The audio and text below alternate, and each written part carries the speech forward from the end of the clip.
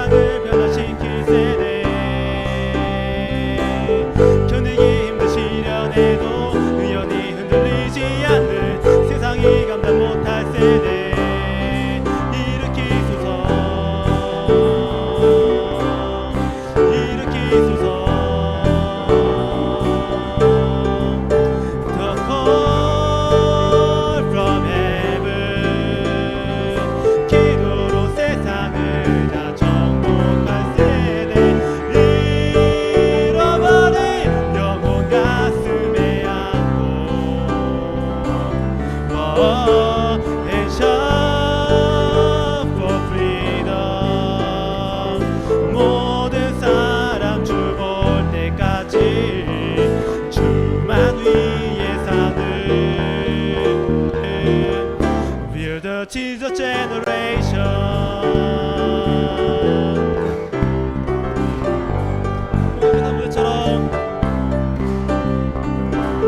홍해 앞에서 모세처럼 골리앗 앞에 다윗처럼 주 이름으로 강한 세대 사놈기 강한 믿음 갖고 기도로 하늘 문을 여는 믿음으로만 사는 세대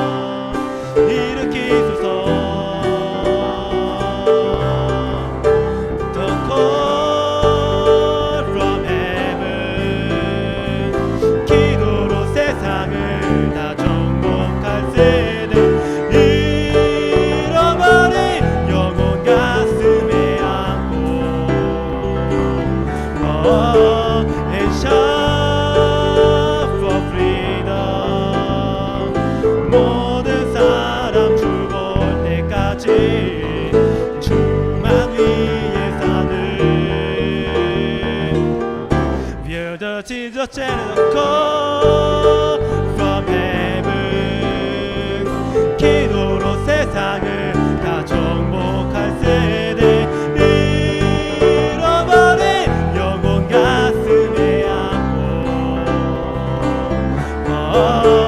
and shout for freedom 모든 사람 주 볼 때까지 주만 위해 We're the Jesus generation 싸움이 치열해도 물러서진 않으리 승리의 그날까지 yeah. The call from heaven 기도로 세상을 다 정복할 세대 잃어버린 영혼 가슴에 안고 and shout for freedom 모든 사람 주 볼 때까지 주만 위해 사는 We're the Jesus generation call from heaven 세상을 다 정복할 세대 잃어버린 영혼 가슴에 안고 And shout for freedom 모든 사람 주 볼 때까지 주만 위해 사는 We're the Jesus generation.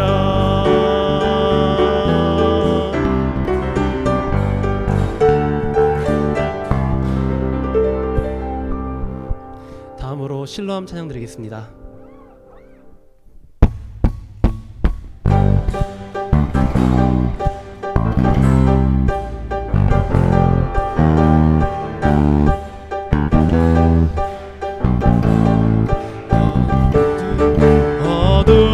어두운 밤에 캄캄한 밤에 새벽을 찾아 떠난다.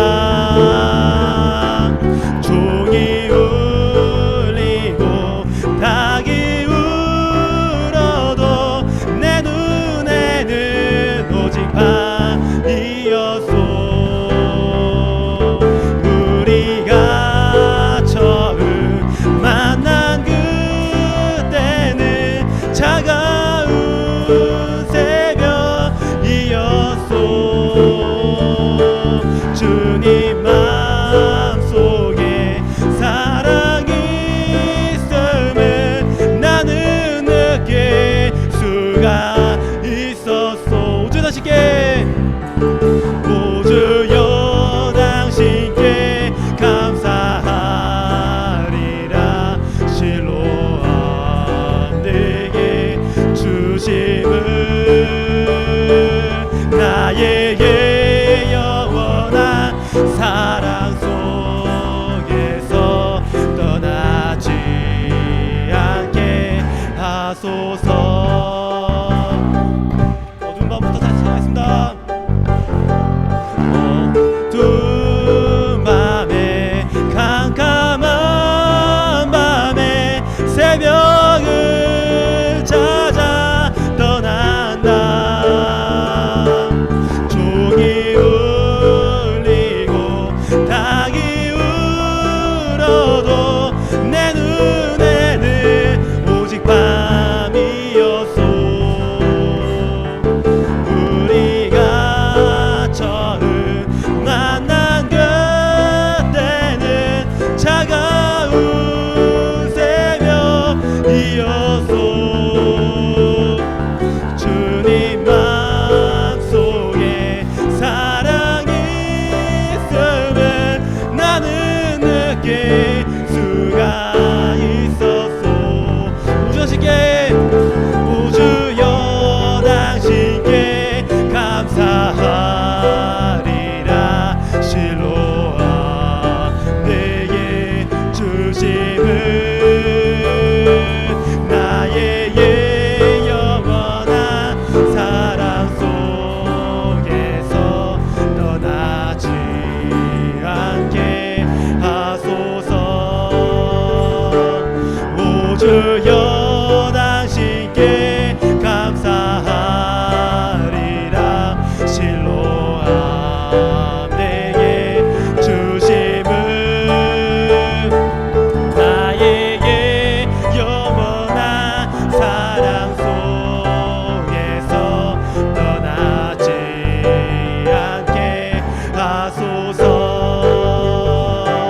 우주여 당신께 감사하리라. 실로암 내게 주심을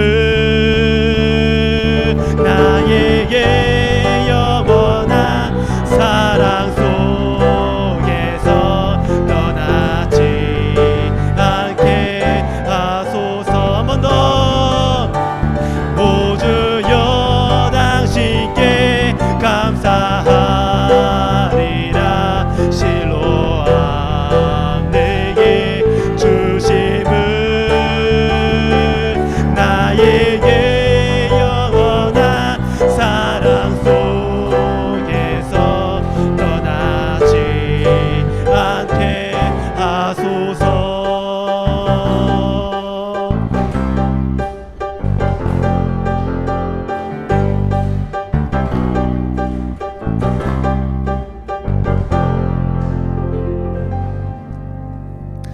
다음으로는 예배할 때 가장 행복합니다 찬양 드리겠습니다.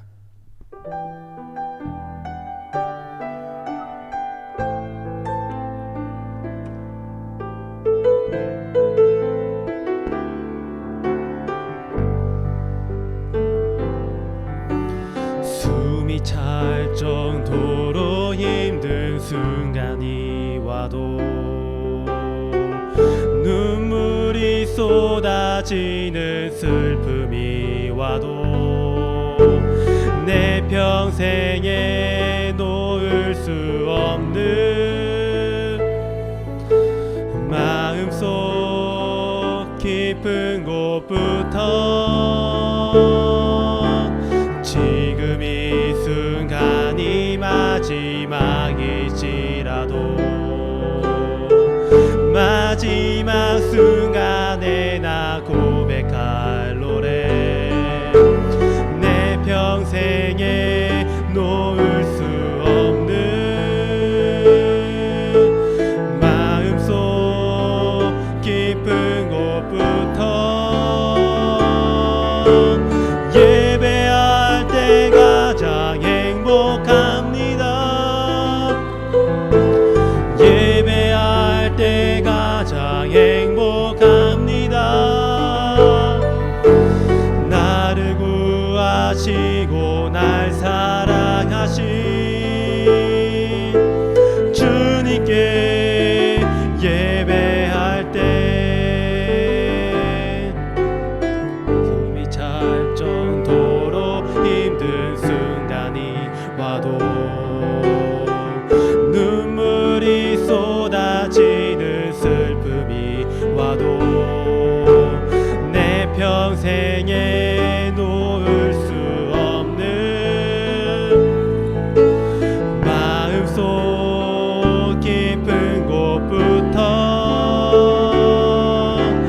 지금 이 순간이 마지막일지라도 마지막 순간에 나 고백할 노래 내 평생에 놓을 수 없는 마음속 깊은 곳부터 예배할 때 가장 행복합니다. 예배할 때 가장 행복합니다. 나를 구하시고 날 사랑하신 주님께 예배할 때 가장 행복합니다.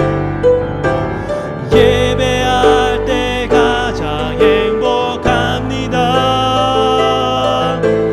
예배할 때 가장 행복합니다. 나를 구하시고 날 사랑하신 주님께 예배할 때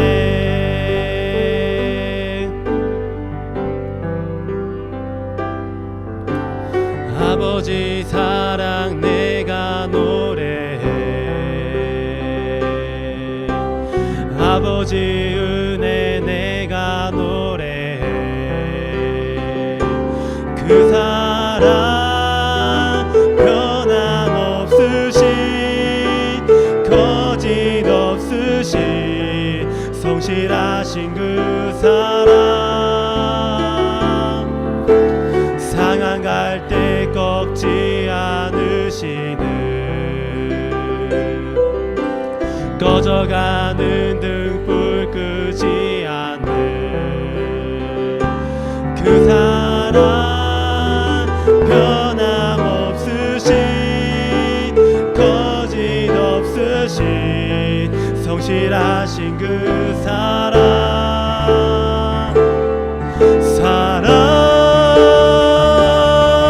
그 사랑 날 위해 죽으신 날 위해 다시 사신 예수 그리스도 다시 오실 그 사랑 죽음도 생명도 천사도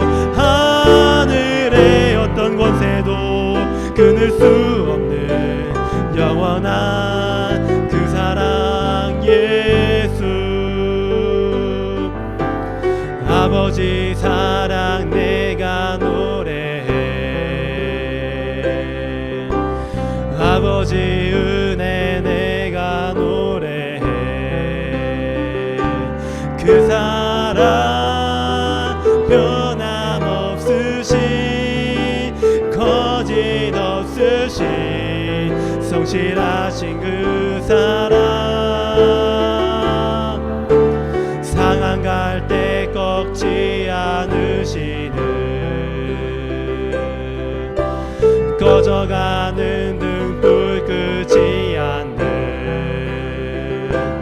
그 사랑 변함없으신 거짓 없으신 성실하신 그 사랑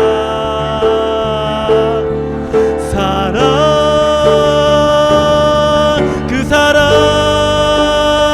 날 위해 죽으신 날 위해 다시 사신 예수 그리스도 다시 오실 그 사랑 죽음도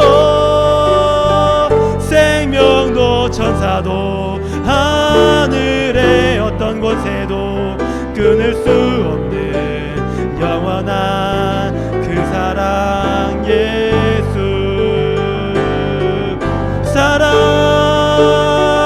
날 위해 죽으신 날 위해 다시 사신 예수 그리스도 다시 오실 그 사랑 죽음도 생명도 천사도 하늘의 어떤 권세도 끊을 수 없는 영원한 그 사랑 예수 영원한 그 사랑 예수 예배드리겠습니다.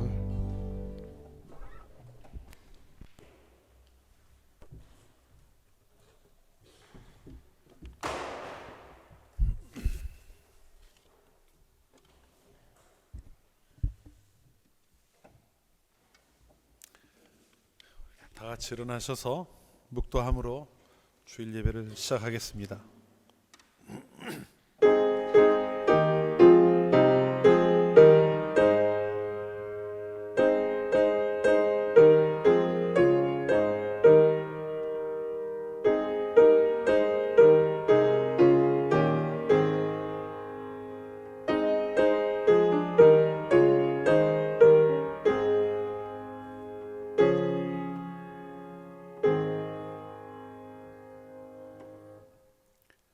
거룩하신 하나님 아버지, 파수꾼이 아침을 기다림과 같이 저희들이 간절한 마음으로 하나님의 은혜를 사모합니다.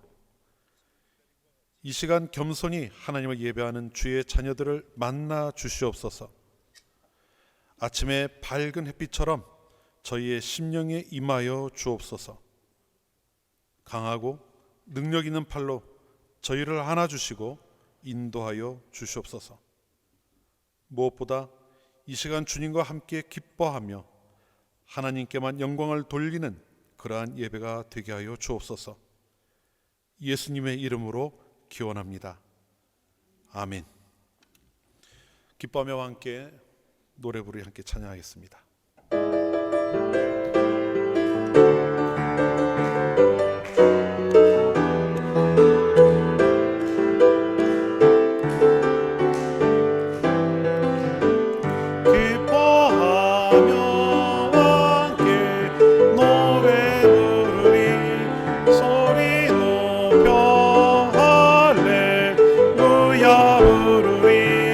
주님 앞에 나와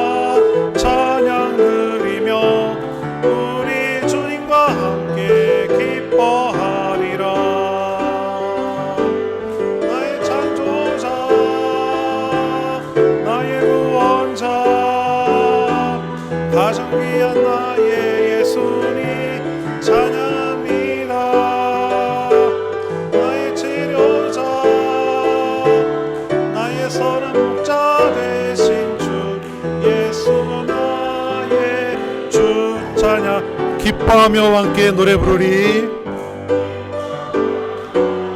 함께 노래 부르리. 소리 높여 할렐루야 부르리. 주님 앞에 나와 찬양 드리며 우리 주님과 함께 기뻐하리라. 나의 창조자 나의 구원자 가장 귀한 나의 예수님 찬양합니다. 나의 치료자 나의 선한 목자 되신 주 예수 나의 주 찬양하리. 아멘. 교동문 104번을 함께 교독합니다. 교동문 104번입니다. 교동문 104번 함께 교독하겠습니다. 나의 힘이신 여호와여, 내가 주를 사랑하나이다.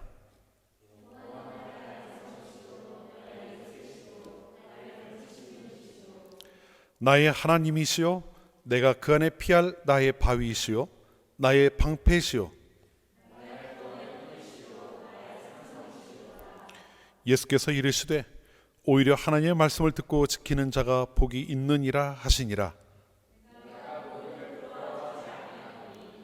이 복음은 모든 믿는 자에게 구원을 주시는 하나님의 능력이 됨이라.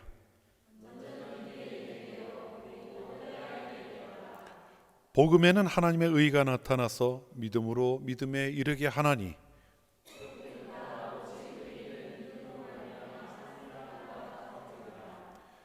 너희가 내 말에 거하면 참으로 내 제자가 되고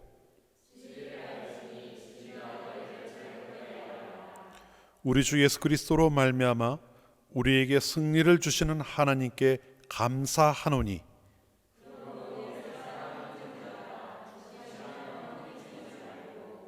항상 주의 일에 더욱 힘쓰는 자들이 되라. 아멘. 사도신경으로 우리의 신앙을 고백합니다. 나는 전능하신 아버지 하나님, 천지의 창조주를 믿습니다. 나는 그의 유일하신 아들 우리 주 예수 그리스도를 믿습니다. 그는 성령으로 잉태되어 동정녀 마리아에게서 나시고 본디오 빌라도에게 고난을 받아 십자가에 못 박혀 죽으시고 장사된 지 사흘 만에 죽은 자 가운데서 다시 살아나셨으며 하늘에 오르시어 전능하신 아버지 하나님 우편에 앉아 계시다가 거기로부터 살아있는 자와 죽은 자를 심판하러 오십니다. 나는 성령을 믿으며 거룩한 공교회와 성도의 교제와 죄를 용서받는 것과 몸의 부활과 영생을 믿습니다. 아멘. 자리에 앉으셔서 42장을 함께 찬송하겠습니다.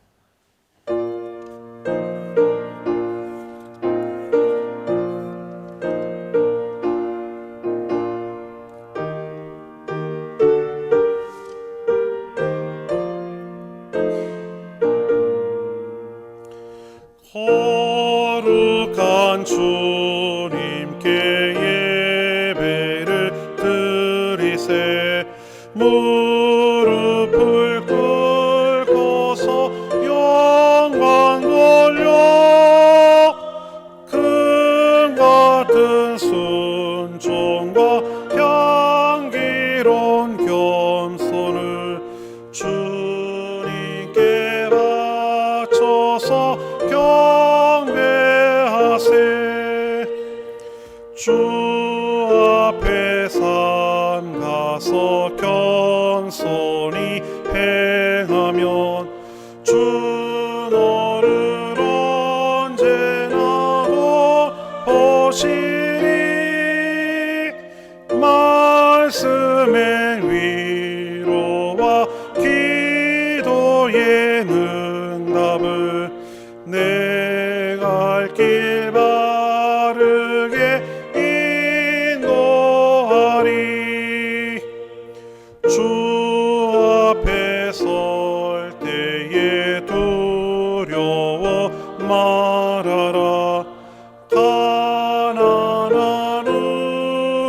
이를 도우시니 보배로운 진리와 온유한 사랑은 주님께 다 바치 귀한 예물 떨면서 바치는 이자 예물도 주님은 귀하게 받으시리. 어두운 밤 지나고 새 아침 맞으니 믿음과 소망을 늘 주시리. 아멘. 이 시간 박미애 집사님 예배를 위해서 기도 인도해 주시겠습니다.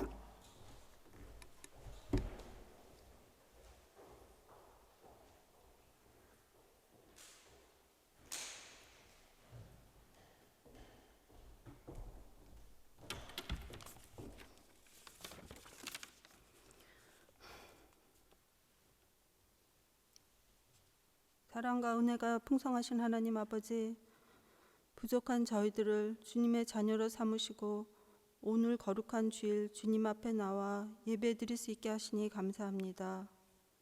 지난 한 주간도 저에게 베푸신 하나님의 극진하신 사랑과 무한하신 은혜에 이 시간 감사와 찬송과 영광을 주님께 올리며 경배합니다. 지난주에 세상에 살면서 하나님의 한없는 사랑을 잊어버리고 세상 유혹에 빠져 살았던 저희들의 모든 죄를 용서하여 주시고 마음을 정결하게 하셔서 신령과 진정으로 이 시간 예배드릴 수 있도록 인도하여 주시옵소서. 오늘 특히 저희는 2022년 10월의 마지막 주일을 종교개혁의 정신을 되새겨보며 기독교 신앙의 참된 정신을 함양하고 신실한 성도로서 살기를 간절히 소망합니다. 예배를 통하여 주님의 마음을 품게 하시고 주님의 성품을 담게 하셔서 주님이 저희를 사랑하고 은혜 내려주신 것처럼 저희들도 서로 사랑하고 나누는 아름다운 뮌헨교회 공동체를 이루게 하옵소서. 뮌헨교회를 통해 이루실 주님의 새로운 역사를 꿈꾸며 모든 성도들 한 마음으로 나아갈 수 있도록 은혜 베풀어 주시옵소서. 하나님 아버지, 이 시간 병중에 신음하는 성도들의 기도를 속히 응답하여 주시옵소서. 우크라이나 전쟁으로 인해 고통받는 많은 사람들을 기억하시고 또한 서울 이태원 참사로 인해 낙심하고 고통받고 있을 모든 사람들을 기억하시고 그들의 아픔을 주님께서 한 사람 한 사람 위로하여 주시옵소서. 오늘도 말씀을 전하실 원 목사님께 성령의 능력으로 충만케 하시고 맡은 사명을 온전히 감당케 하옵소서. 이 시간 예배 가운데 성령 하나님 함께 하셔서 원 목사님을 통해 선포되는 말씀에 은혜 충만케 하셔서 상한 마음이 치유되고 거룩함의 능력으로 회복되는 시간 되게 하옵소서. 오늘 이 시간 선포되는 말씀이 우리들의 심령을 다시 한번 새롭게 하여 온전히 하나님께서 기뻐하시는 삶의 능력으로 나타나게 하옵소서. 교회 봉사 등으로 수고하고 헌신하며 예배를 돕는 모든 손길들을 기억하시고 그에 합당한 은혜가 충만하게 하옵소서. 마치는 시간까지 주님 홀로 영광 받으실 것을 믿으며 이 모든 말씀 예수님의 이름으로 기도드립니다. 아멘.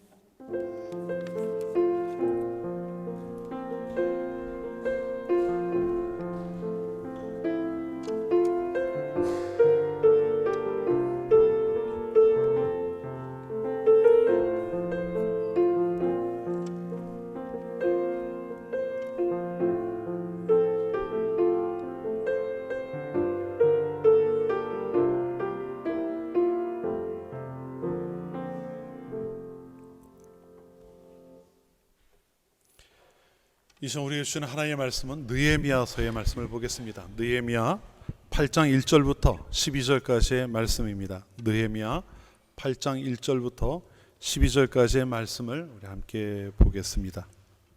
느헤미야 8장 1절부터 12절까지의 말씀입니다. 한 절씩 교독합니다.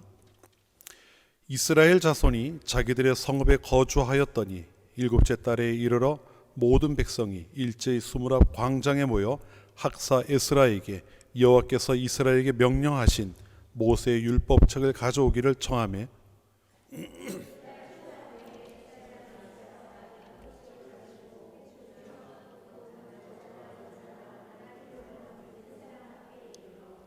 수문 앞 광장에서 새벽부터 정오까지 남자나 여자나 알아들을 만한 모든 사람 앞에서 읽음에 못 백성이 그 율법책에 귀를 기울였는데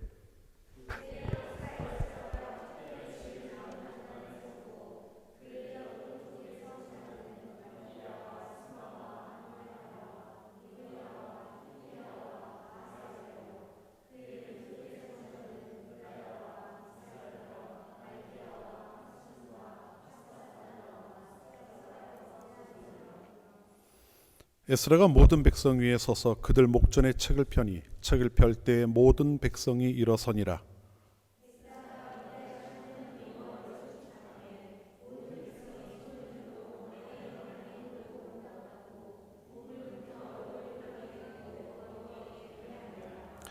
예수아와 바니와 세레비아와 야민과 아굽과 사브데와 호디야와 마아세야와 그리다와 아사랴와 요사박과 하난과 블라야와 레위 사람들은 백성이 제자리에 서 있는 동안 그들에게 율법을 깨닫게 하였는데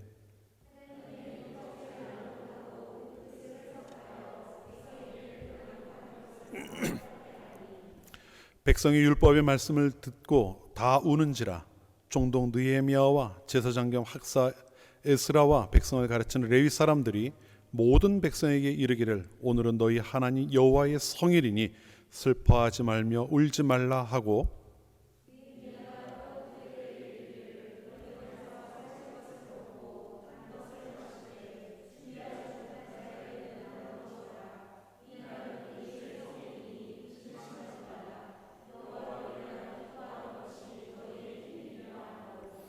레위 사람들도 모든 백성을 정숙하게 하여 이르기를 오늘은 성일이니 마땅히 조용하고 근심하지 말라 하니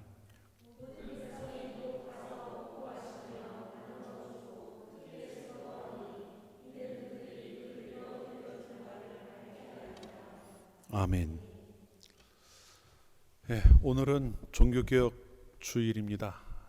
근데 어제 또 아까 우리 기도 중에도 말씀하셨지만 또 참 슬픈 소식이 들려왔죠. 우리가 다 이 소식 접하고 뭐 아직 어떻게 정리되는지는 모르겠습니다만은 애통하는 마음 함께 좀 갖고 또 그 가운데 회복될 이들을 위해서 기도하는 마음을 좀 가지면 좋겠다는 마음이 듭니다. 우리 또 오늘 이렇게 주일을 맞아서 함께 하신 여러분들 우리 좌우를 돌아보시면서 인사 좀 한번 나눠보시죠. 한 주일 동안 평안하셨는지 좀 우리 간단히 인사 나누고 말씀 또 나누겠습니다.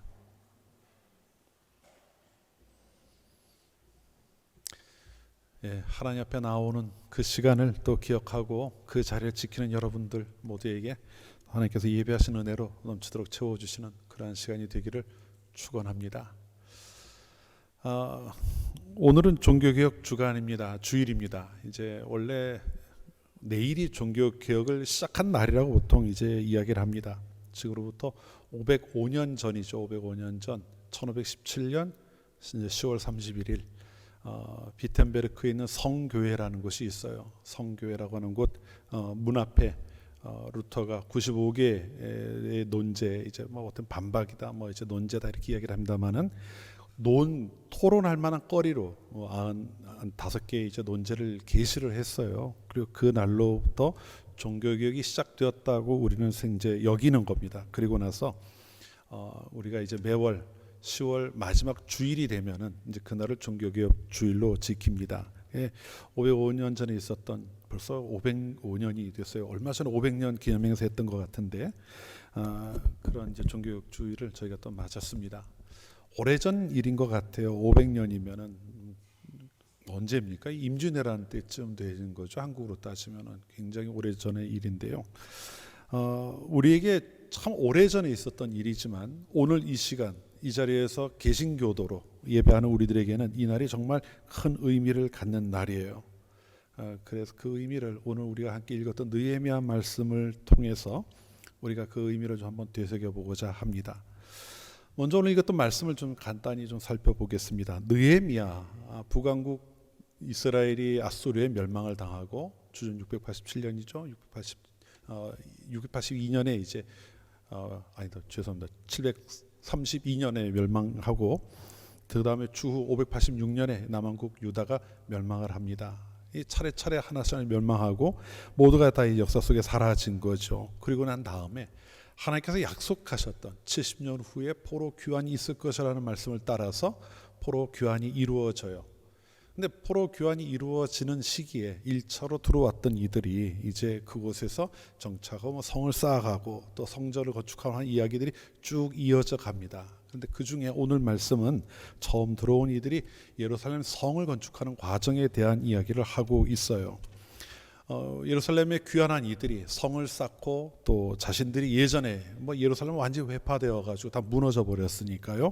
그곳에서 새로 성을 쌓아가기를 이제 소망하고 그 일을 열심히 시작을 했지만 잘 되질 않아요. 주위에 있는 이들이 방해하는 이들이 많았기 때문입니다. 그런 중에서도 어떻게든 하나님이 주신 그 기회를 따라 또 자신들이 그 약속의 땅이잖아요. 예루살렘 또 가나안 이렇게 얘기하면은요. 그것을 회복하기 위해 성을 열심히 쌓습니다. 그래서 예루살렘 성의 공사가 주위에 있는 방해하는 세력이 있었음에도 불구하고 52일 만에 건축을 마쳐요.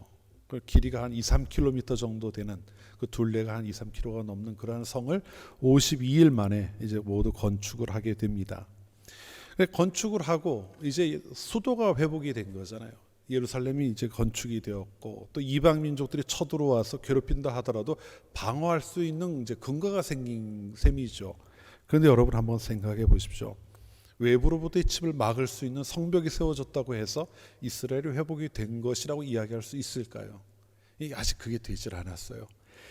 아마 하나님을 알지 못하는 사람들, 왜 이방 나라들이라고 했다면은 이 정도 해놨으면 어느 정도 이제 됐다고 생각을 했을 겁니다. 하지만 하나님의 백성으로 부름받은 이들이기 때문에 이것으로 끝이 날 수가 없었던 거죠. 왜냐하면은 하나님과의 관계가 깨어진 상태에서 그들이 나라를 잃어버리고 포로로 잡혀갔었는데 다시 돌아오기는 했지만 하나님과의 온전한 관계를 세워 나가는 데까지는 아직 나가지 못한 거예요.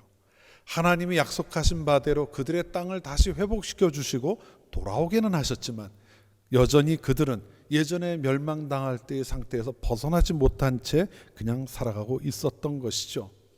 이스라엘 백성들에게는 정말 큰 과제가 하나 있었습니다. 예루살렘 성을 건축하는 것보다 더 그들에게는 간절한 꼭 해결해야만 한 그러한 과제가 있었어요. 그게 바로 하나님과의 관계의 회복이었습니다. 깨어진 관계를 회복하고 그들이 하나님의 백성으로서 다시 온전한 자리에 나아가는 그것이 다른 무엇보다도 필요했던 거죠. 그럼 오늘 우리가 읽은 본문 말씀은 바로 그 이야기를 다루고 있어요. 성은 건축이 됐습니다. 성은 건축이 되고 성을 건축한 이후에 이스라엘 백성들이 그곳에서 하나님 앞에서 무엇을 하면서 하나님과 관계를 회복해 나가는가를 우리에게 들려주고 있다는 것이죠. 오늘 그 이야기를 좀 보려고 합니다. 성벽을 다 건축한 후에 이스라엘 백성들이 예루살렘 성 수문 앞 광장에 모였다 이렇게 이야기를 하고 있습니다. 이 수문은 말 그대로 물 숫자의 문문자예요. 워터게이트죠. 영어를 워터게이트라고 합니다. 워터게이트 하면 생각나는 게 있지만 그거랑 관계없어요. 이건 예루살렘 동쪽에 있는 성문의 이름입니다. 이곳에서 이스라엘 백성들이 다 모여가지고 하나님 앞에 무언가를 해나가고 있는데 이제 그걸 좀 보려고 그래요. 2절 3절입니다. 일곱째 달 초하루에 제사장 에스라가 율법책을 가지고 회중 앞 곧 남자나 여자나 알아들을 만한 모든 사람 앞에 이르러 수문 앞 광장에서 새벽부터 정오까지 남자나 여자나 알아들을 만한 모든 사람 앞에서 읽음에 뭇 백성이 그 율법책에 귀를 기울였는데 이렇게 이야기를 하고 있습니다. 자, 2절을 보면은요. 이스라엘 백성들이 수문 앞 광장에 다 모인 상태에서 뭘 가져와요? 뭘 가져옵니까? 율법책을 가져오게 했다는 거예요. 어딘가 잘 모셔놓았던 율법책을 가져오게 하고 그것을 읽었다고 합니다. 아마도 두루마리였을 거예요. 그걸 가지고 와서 읽습니다. 그리고 3절에 보면은 그들이 새벽부터 시작해서 정오까지 그 말씀을 선체로 들었다 이렇게 이야기를 하고 있어요. 그러면 시간이 대략 한 6시간 이상 되겠죠. 6시간 이상을 그 자리에 선체로 하나님의 말씀을 쭉 에스라가 이제 읽어 나가는 것을 듣고 있었다 이렇게 이야기를 하고 있습니다. 하나님의 말씀을 읽었다, 또 읽혀지는 말씀을 들었다. 그것이 사실 오늘 우리가 읽은 느헤미야 8장에 나오는 가장 중요한 대목입니다. 이걸 우리가 좀 눈여겨볼 필요가 있어요. 왜일까요? 하나님의 나라라고 하는 것은요, 하나님의 말씀에 근거합니다. 하나님이 우리에게 주신 말씀의 근거에 하나님 나라가 세워져 가는 거죠. 하나님께서 이루실 모든 일들을 말씀을 통해 우리에게 들려주셨고 말씀을 통해 계시해 주셨어요. 숨겨져 있던 하나님의 비밀들, 계획들이 말씀을 통해 드러나게 된 것이죠. 그렇기 때문에 말씀을 통하지 않고는 우리가 하나님의 뜻을 발견해 나갈 수가 없는 겁니다. 하나님께서 이스라엘 백성들을 처음 가나안에서 애굽에서 불러내시잖아요. 불러내신 다음에 광야에 나오신 다음에 제일 먼저 하신 게 뭡니까? 그들이 시내 광야에 온 다음에 제일 먼저 하신 일이 율법을 주신 거예요. 하나님의 말씀을 그들에게 주신 겁니다. 여러분, 하나님의 말씀이 뭐라고 이야기했죠? 왜 필요하다고 이야기했습니까? 하나님의 백성이 하나님 나라의 백성, 하나님의 백성답게 살아가는 데 필요한 지침이 되는 내용들이에요. 그러니까 법이라는 의미는 그런 면에서 타당한 의미를 갖습니다. 하나님의 백성들이라면 이렇게 살아야 된다는 거죠. 그리고 그렇게 살아가는 이들을 통해 하나님 나라가 세워지는 거였어요. 그래서 하나님 계속해서 구약성경 읽어보시죠. 계속 지속적으로 강조하는 것이 무엇인가 하면 하나님의 말씀을 읽고 익히고 지키라, 이 이야기를 계속해서 말씀해 주고 계시는 거거든요. 신약에 들어와서 다르지 않습니다. 신약에 들어와서도요, 신약 시대에 들어와서도 믿음은 들음에서 난다고 이야기하면서 결국은 듣는 것은 이제 하나님의 말씀으로 말미암는다고 이야기하지 않습니까? 결국 하나님의 말씀을 통해 우리가 하나님 나라의 백성이 되는 거고, 또 그런 하나님의 말씀을 듣고 하나님 나라의 백성이 된 이들을 통해 하나님 나라가 세워진다는 거예요. 결국은 하나님의 말씀이 빠지고 나면 아무것도 남는 게 없다는 겁니다. 지금 우리가 부름받아 살아가는 이들로서 하나님 앞에 나왔는데 하나님께서 우리가 하나님 나라의 백성으로 하나님의 자녀로 살아가는 데 필요한 주신 그 말씀을 붙드는 것이 다른 그 무엇보다도 중요하고 또 필요한 것이라는 거죠. 교회사를 보면은요, 교회가 한때 이러한 사실을 잃어버렸던 시기가 있습니다. 여러분 잘 아시는 것처럼 초대교회가 세워지고요, 우리가 뭐 이제 여러 가지 바울 서신이나 사도행전이나 이런 데를 통해서 볼 수 있는 초대교회들이 세워져요. 그리고 교회들이 말씀이 흥왕해서, 그 사도행전은 그런 표현이 나오죠. 말씀이 흥왕하고 많은 이들이 교인의 수에 더해졌다, 이런 이야기를 합니다. 그런데요, 그러한 과정에서 박해가 계속해서 일어나요. 그런데도 교회는 계속 생명력을 갖고 퍼져나가죠. 교회는 꾸준하게 성장을 해갑니다. 하나님의 말씀이 선포되고 그것에 교회가 세워지고 하나님의 역사가 계속해서 나타났어요. 그래서 주후 313년에 콘스탄틴 대제 때 기도가 공인이 돼요. 로마에서 자유롭게 믿을 수 있는 종교로 공인이 됩니다. 그리고 이때부터는 종교에 대한 탄압이 사라졌어요. 기독교에 대한. 그리고 조금 더 지나서 380년이 되면은요, 테오도시우스 황제 때 기독교가 국교로 완전히 정해져요. 이때부터 마음 거칠 것이 없는 거죠. 로마의 국교가 되었으니까요. 교회가 제도화되고 힘을 갖게 되고 점점 더 이제 제국의 그 힘을 덧입고 자라는 성장해 가게 되죠. 그리고 중세에 이르게 됩니다. 그런데 여러분, 중세에 이르게 되면은 우리 흔히 뭐라고 이야기합니까? 암흑의 시대 뭐 이런 이야기를 쓰죠. 실제로 교회가요, 그때가 되면은 교권이 타락해요. 그리고 거룩함을 잃어버리고 맙니다. 교회가 구별된 존재라고 하는 그 교회라고 하는 것이 그 손과 빛의 역할을 잃어버리고 말아요. 세상 권력은, 아주 강한 권력은 갖게 되지만, 또 세상에 많은 부도 갖게 되지만 교회가 가졌던 이전의 생명력은 잃어버립니다. 우리가 뭐 아까도 잠깐 말씀드렸던 것처럼 암흑시대다, 중세는 암흑시대다 이렇게 이야기를 하는데, 이 암흑시대라고 하는 말이 뭐 요즘은 이렇게 그 관련된 글들을 읽어보면은 여러 가지 논란들이 많아요. 정말 암흑시대였느냐 뭐 이런 이야기들이 많이 있습니다. 그리고 정의를 어떻게 하느냐는 의미 것도 학자들에 따라 많은 차이를 보이기도 해요. 그런데 영적인 의미에서는 분명 암흑시대가 맞았던 것 같아요. 왜냐하면요, 이 시기에는 말씀이 굉장히 위축되어 버리고 맙니다. 교회 안에서 기독교가 로마의 국교로 이제 정해진 다음부터요, 특히 서방 교회가 됐는데요, 라틴어로 번역된 성경 외에는 교회에서 읽지를 못했어요. 번역 자체를 하질 않았습니다. 모든 성경을 라틴어로 기록을 해야 된다고 했고, 근데 동방 교회는 다양한 말로 많이 번역이 되기도 했지만 적어도 서방 교회에서는, 서방 전통에서는 라틴어만이 교회에서 사용할 수 있는 언어라고 해서 사실 일반인들이 말씀을 접할 수 있는 기회는 거의 없었다고 보는 것이 맞을 겁니다. 아예 가지고 있는 것도 읽는 것도 쉽지가 않았죠. 그 영적인 면에서 굉장히 암울했던 시기예요. 말씀이 번역이 되지도 않았고, 그렇다고 미사에 참석해서 말씀을 들으려고 해도 일부 자기들의 말로 미사를 집례하는 경우가 없는 것은 아니었지만 거의 대부분은 라틴어로 미사가 집례가 되었습니다. 그러니까 앞을 제단을 바라보고 미사를 하고 미사를 이제 집례하는 사제의 뒷모습만 라틴어로 웅얼거리는 이야기를 듣다 오는 게 대부분이었다고 이야기를 할 정도였어요. 어떻게 말씀을 그들이 알 수가 있었겠습니까? 말씀이 교회에서 선포되지 못했고 말씀이 교회 성도들에게 전해지지 못하는 그러한 시기가 있었다는 거죠. 그래서 어둠이었다고, 중세가 암흑시대라고 이야기했던 것이 타당한 말이라고 말씀을 드리는 겁니다. 근데 그러던 중에요, 우리 흔히 그런 이야기 하죠. 어둠이 깊어지면 깊어질수록 새벽이 가까이 온다고요.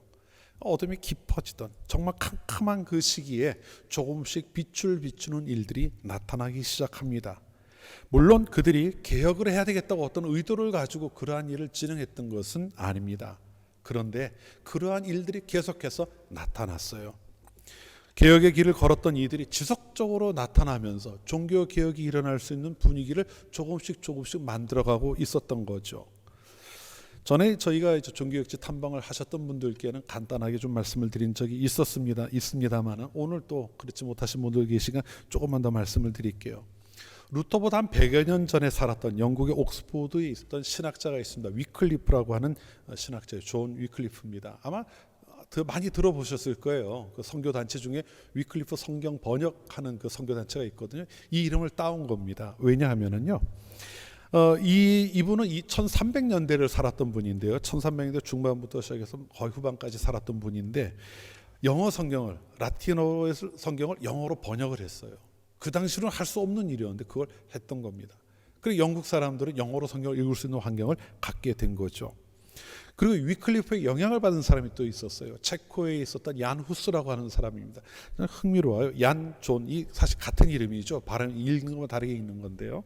얀 후스라고 하는 사람이 있어요. 이 사람은 아마 프라하 시내에 가보면 그 광장에 서 있는 동상을 보실 수가 있을 겁니다. 그 맨 앞에 서 있는 사람이 얀 후스예요. 근데 얀 후스는 교회의 유일한 권위가, 그 당시 로마 교회는 교황의 권위가 성경보다 위에 있었습니다. 지금도 마찬가지예요. 교회의 권위가 성경보다 위에 있죠. 그래서 성경을 해석하고 선포하면 그게 이제 하나의 교리가 되어버리는 이러한 구조를 가지고 있는데 그런 걸 비판을 했던 거예요. 그리고 성직자들이 당시에 많은 것에 탐욕을 부리는 것에 대해서도 비판을 했죠. 그러다가 1414년에 콘스탄츠라고 하는 곳이 있어요. 보덴제 남쪽에 가면 있는 도시입니다. 콘스탄츠에서 공회가 열릴 때 거기에 참석을 했다가 화형을 당합니다.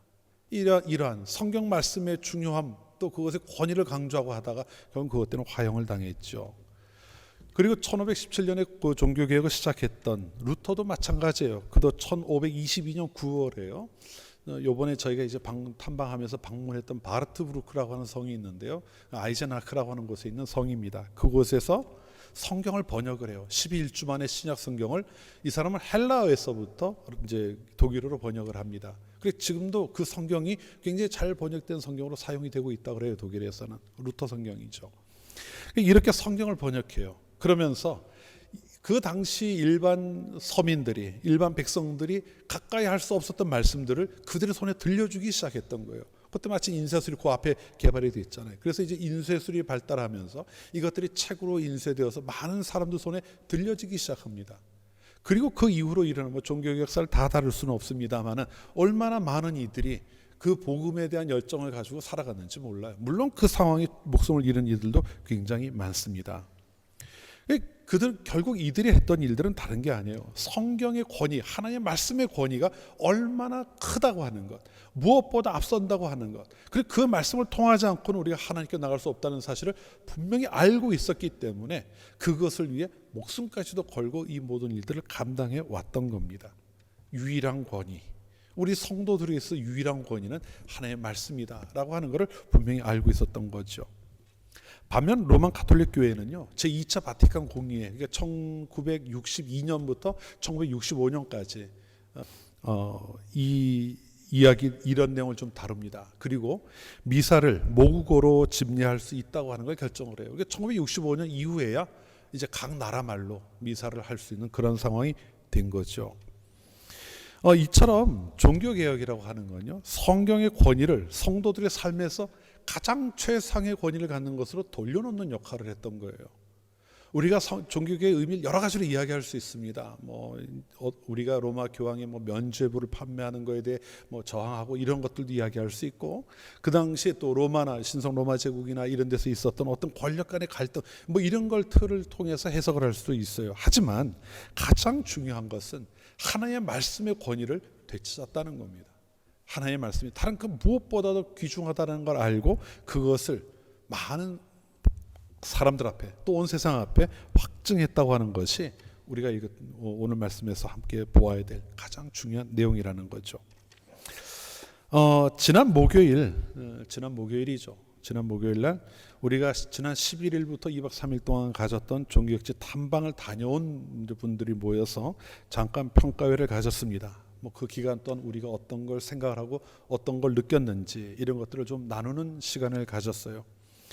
여러 가지 이야기가 있었습니다. 좀 아쉬운 것도 있었고 좋았던 것도 있었고 이런 이야기도 쭉 나누면서 맨 마지막에 그렇다면은 종교개혁지를 다 돌아보고 느낀 것, 그것이 무엇인지 우리가 좀 함께 이야기를 해보면 좋겠다라는 이야기를 했는데, 그때 이제 모든 분들이 한두 가지씩 이렇게 이야기를 했습니다. 그러니까 결단이죠. 내가 이렇게 다녀와서 뭔가를 보고 경험을 했는데 이제 그걸 근거해서 나는 어떻게 살아가야 되겠다, 뭘 또 노력을 해야 되겠다, 이런 이야기를 했는데, 참 흥미로운 것은요, 참석했던 분들 대부분이 말씀으로 다 이 관심이 가고 있었다고 하는 겁니다.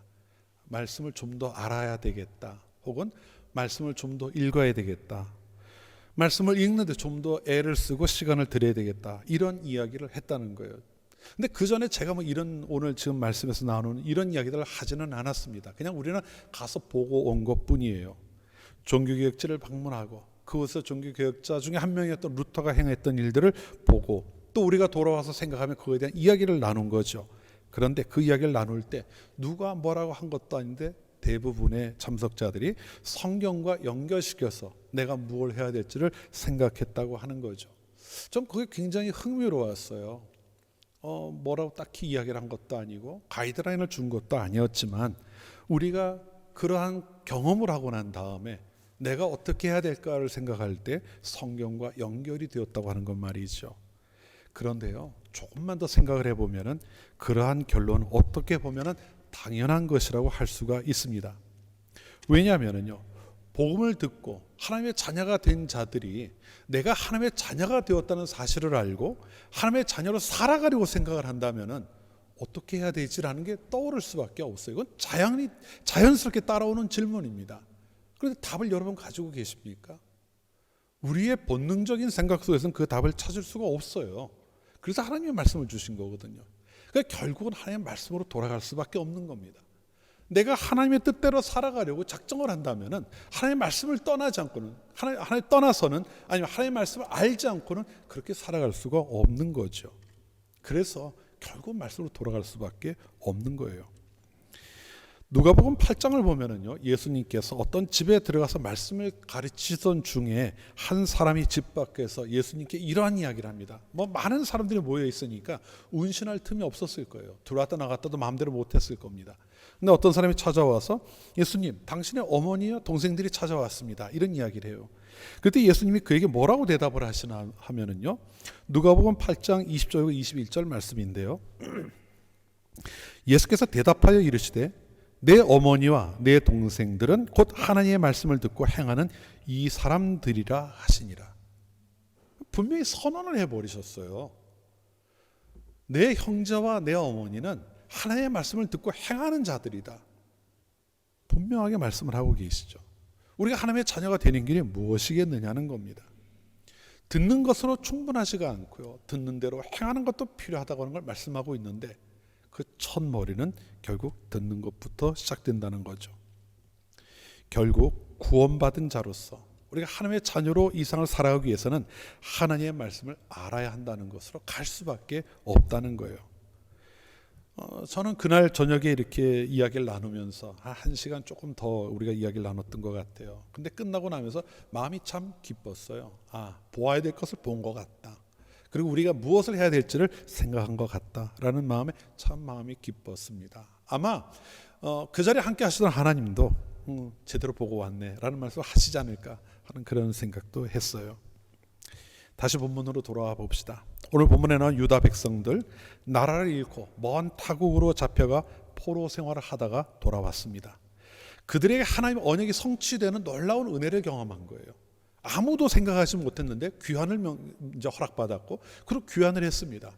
그냥 온 게 아니라 그때 예루살렘 멸망할 때 빼앗겼던 것들을 가지고 돌아와요.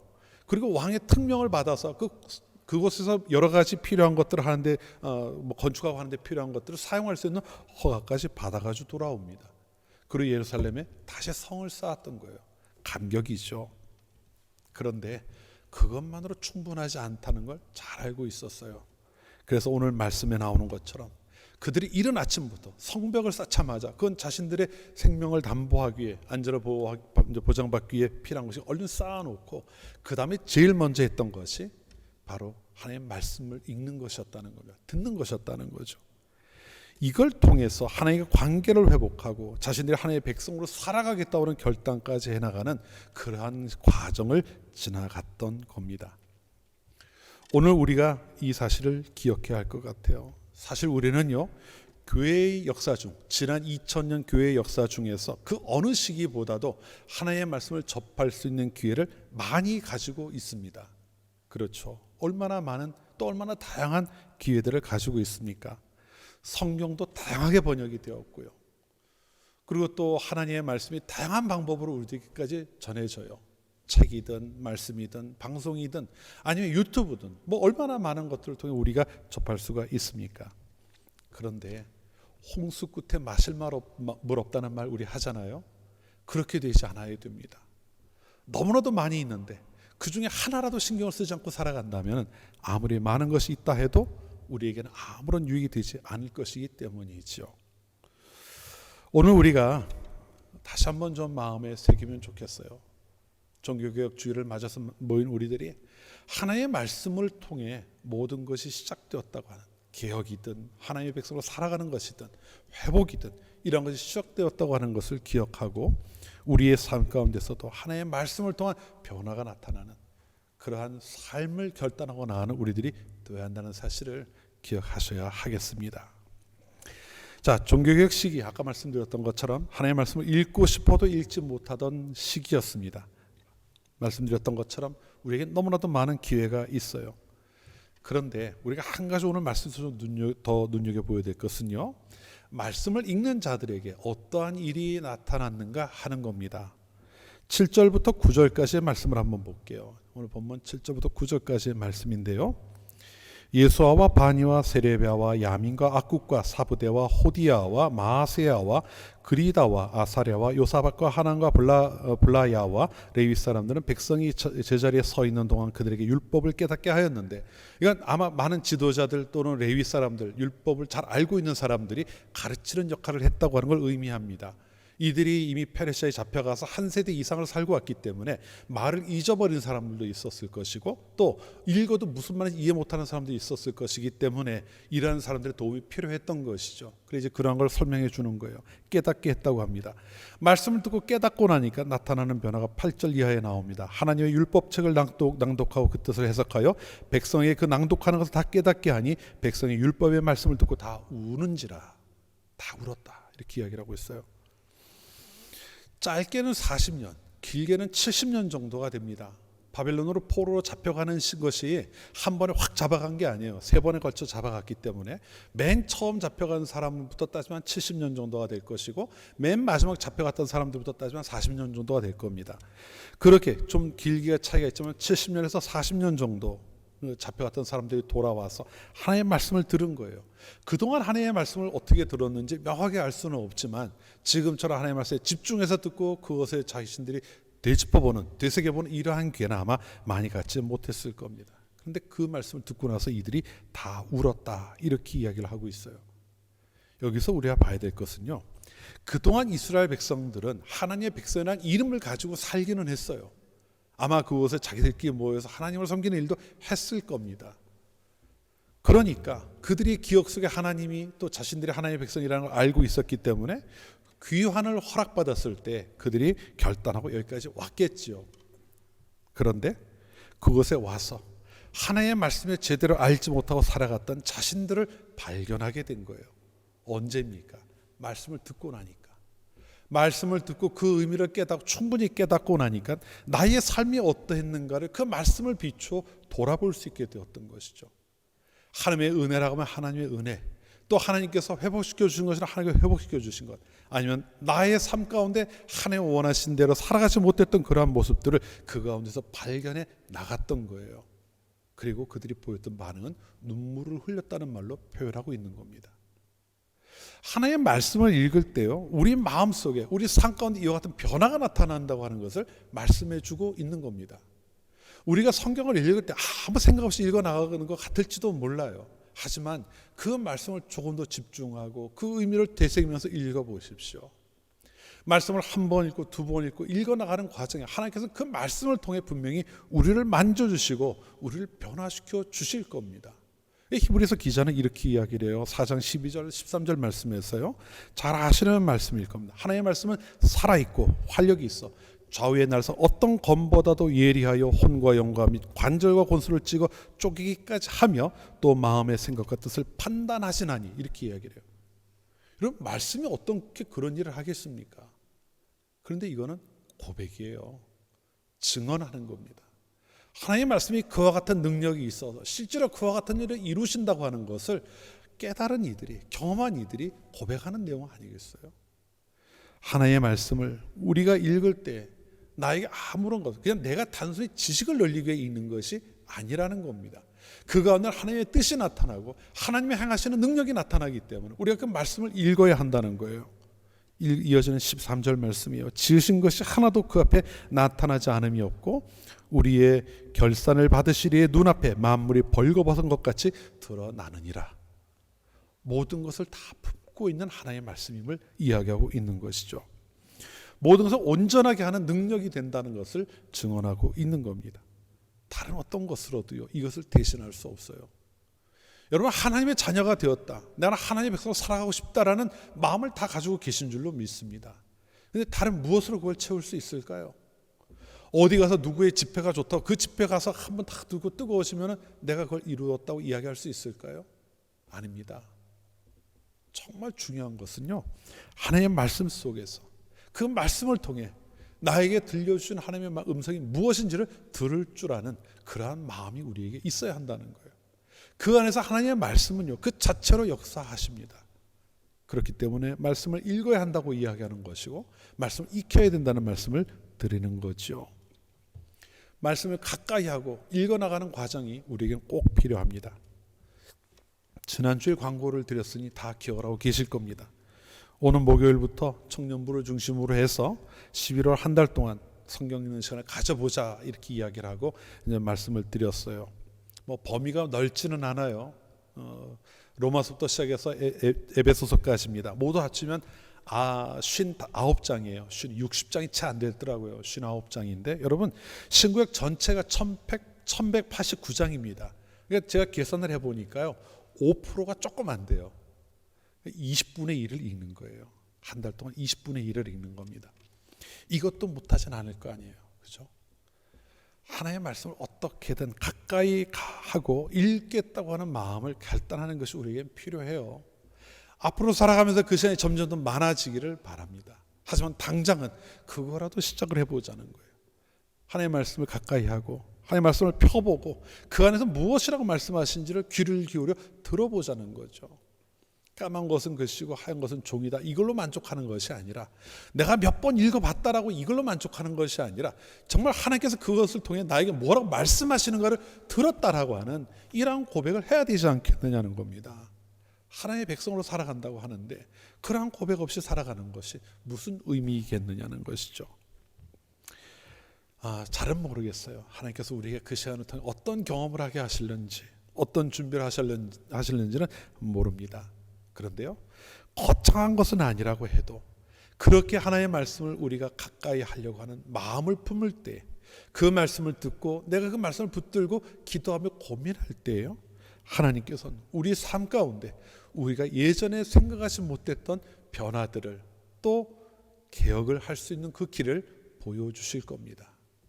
말씀으로부터 모든 것이 시작되었다고 하는 그 앞에 말씀드렸던 내용들을 잊지 않으시고요, 우리도 다시 한번 말씀 앞에 나아가기를 결단할 수 있는 성도님들이 되어야 하겠습니다. 오늘 말씀 가운데서 나누었던 것처럼 포로기를 지나고 돌아온 유다 백성들, 하나님과의 관계를 회복해 나가는 계기는 말씀으로부터 시작되었다고 하는 것, 우리가 다시 한번 기억합시다. 그리고 이 땅을 살아가는 우리들도 하나님의 말씀을 붙들고 하나님께서 원하시는 모습대로 나의 삶을 먼저 변화시켜 나가겠다고 하는 결단 속에 하나님 앞에 나아가는 여러분들이 되셔야 함을 잊지 않으시기를 바랍니다. 그래서 하나님께서 여러분 가운데 이루실 놀라운 변화의 시작이 바로 그런 작은 한 걸음부터 시작된다고 하는 것을 경험하고 또 고백할 수 있는 모두가 되실 수 있기를 주님의 이름으로 축원합니다. 기도합시다. 하나님, 오늘 종교개혁 주일을 맞아서 저희가 느헤미야가 행하였던 그 일들을 통해 오늘 이 땅에 살아가는 저희들 그리스도인은 무엇을 해야 하는지를 함께 생각해 보았습니다. 말씀을 통해 그 놀라운 역사가 이 세상의 역사 가운데 기록되었던 것처럼 저희들의 삶 가운데서도 오직 하나님의 말씀을 붙들고 의지하는 그 모습 가운데 저희들 삶의 놀라운 변화가 이루어져 갈 수 있도록 인도하옵소서. 저희들은 무엇이 어떻게 될지 알지 못하는 가운데 살아가고 있지만 오직 하나님의 말씀을 붙들고 하나님의 말씀을 의지하겠다는 결단 속에서 하나님께서 이루실 놀라운 일들을 경험케 하여 주옵소서. 오늘 저희가 예배하며 또 말씀을 나누며 저희들 나름대로 결단을 합니다. 하나님의 말씀을 조금 더 가까이 하겠다고 결단하는 그 마음 귀하게 여겨주시고 그것이 행동으로 삶으로 이어져 갈 수 있게 하옵소서. 그리고 각자의 삶 가운데서 말씀으로 인해 나타나는 놀라운 변화가 경험되어지는 은혜를 누리게 하옵소서. 예수님의 이름으로 기도합니다. 아멘. 586장 함께 찬송하겠습니다.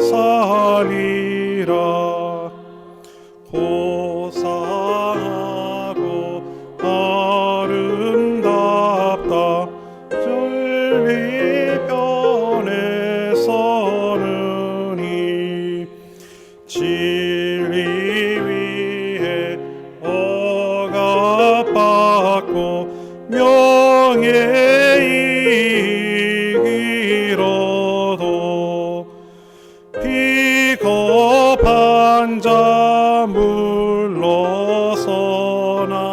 요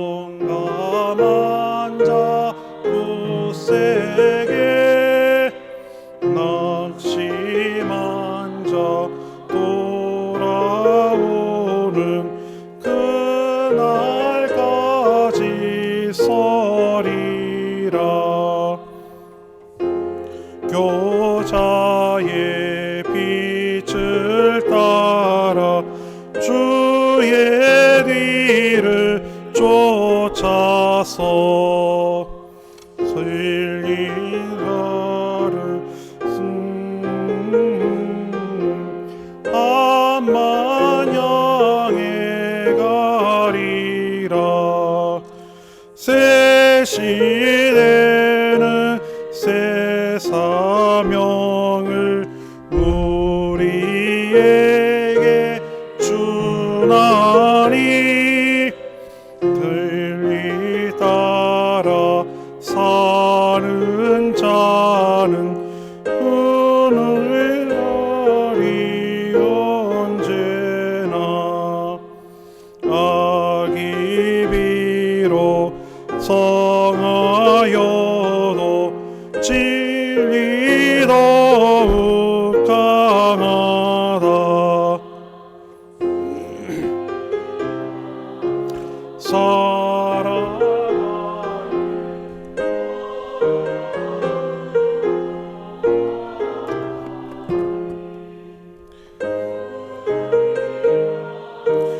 그 앞길에 어두운 장막 덮쳐도 하나님이 함께 계셔 항상 지켜주시리.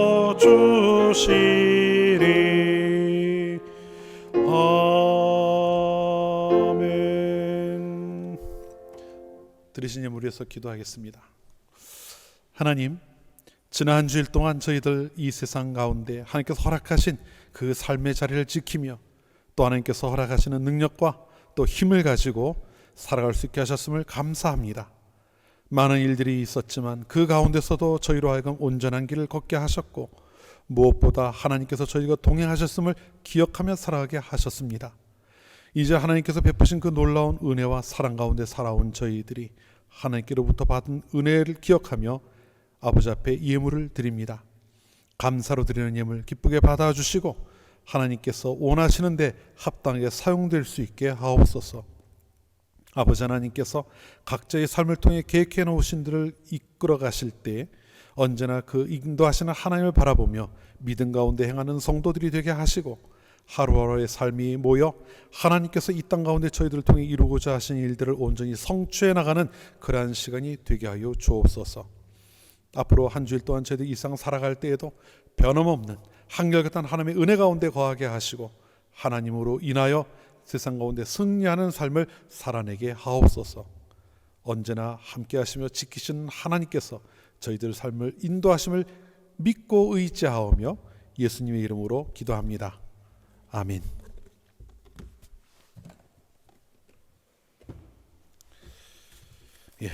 이 시간 교회 앞에 알려드린 말씀 몇 가지 나누겠습니다. 지난주에 광고 드렸고 아까도 잠깐 언급했습니다만은 오는 목요일부터 목요일이면 이제 11월 3일이 되죠. 11월 3일부터 한 달간 매주 월, 화, 목, 금입니다. 그러니까 목요일부터 시작해요. 목, 금, 그 다음 주 월, 화 이런 식으로 넘어가게 됩니다. 목요일부터 저녁 10시에 모여서 약 한 15분에서 20분 정도 하나님의 말씀 읽는 시간을 좀 가지려고 합니다. 줌으로 접속을 하게 되고요. 접속할 링크는 뭐 오늘이나 내일 정도 그 카톡방을 통해서 알려드리도록 하겠습니다. 누구나 참여하실 수 있습니다. 그리고 대략 하루에 3장에서 4장 정도 이제 읽어 나가려고 하는데요. 여러분 그 내용 기억하시고 또 참여해 주시기를 당부를 드립니다. 청년부 모임 어제 시작이 되었습니다. 토요일 오후 5시부터 모여 이제 식사 준비해서 함께 식사하고요. 7시부터는 저희들이 이제 또 말씀을 좀 나누고 그 다음에 뭐 2부 순서 좀 이제 준비된 걸로 나누고 그리고 기도하며 이제 또 모임을 해나가게 되는데 우리 청년부 여러분들 모두 참여해 주실 수 있기를 부탁을 드립니다. 재직기도회 수요일 오후 8시에 줌으로 모이고요. 정기 재직회는 사정이 생겨서 좀 연기하게 되었습니다. 한 2-3주 정도 연기가 될 것 같고요.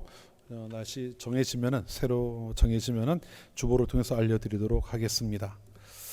예, 다 같이 일어나셔서 우리 일어나라 주의 백성 함께 찬양하고 축도함으로 오늘 예배 모두 마치겠습니다.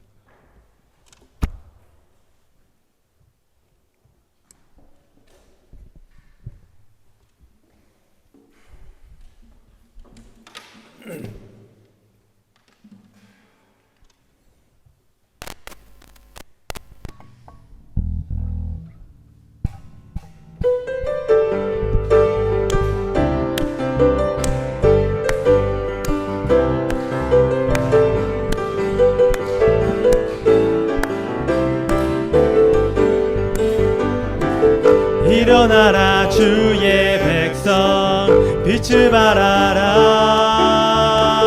주가 너의 영광으로 임하시리라 일어나라 주의 백성 빛을 발하라 주가 너의 영광으로 임하시리라 온 세상이 어둠 속에 헤매고 있지만 주가 너와 함께 계셔 외고 유명하리라 일어나라 빛을 발하라 만 백성이 너의 빛을 보고 사방에서 나오네 일어나라 빛을 발하라 만 백성이 저의 잠을 얻어 기뻐 다시 한번 찬양합니다. 일어나라 주의 백성 빛을 발하라 주가 너의 영광으로 임하시리라 일어나라 주의 백성 빛을 발하라 주가 너의 영광으로 임하시리라 온 세상이 어둠 속에 헤매고 있지만 주가 너와 함께 계셔 외고 유명하리라 일어나라 빛을 발하라 만 백성이 너의 빛을 보고 사방에서 나오네 일어나라 빛을 발하라 만 백성이 자유함을 얻어 기뻐하는도다 일어나라 빛을 발하라 만 백성이 너의 빛을 보고 사방에서 나오네 일어나라 빛을 발하라 만 백성이 너의 빛을 보고 기뻐하는도다 기뻐하는도다 기뻐하는도다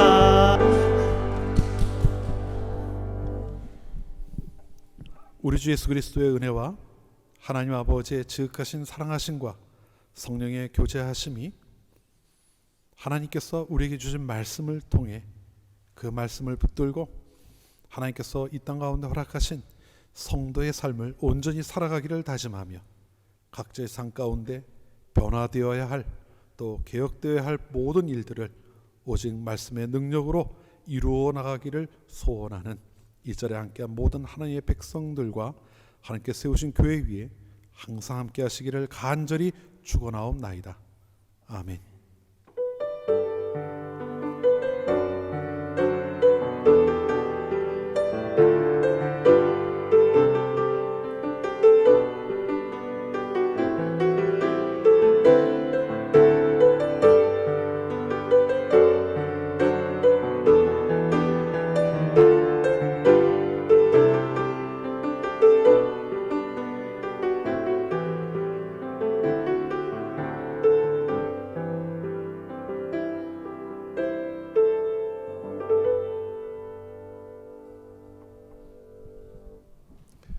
예배는 모두 마쳤습니다. 또 한 주일 동안 주님과 동행하시며 평안하시기를 기원합니다.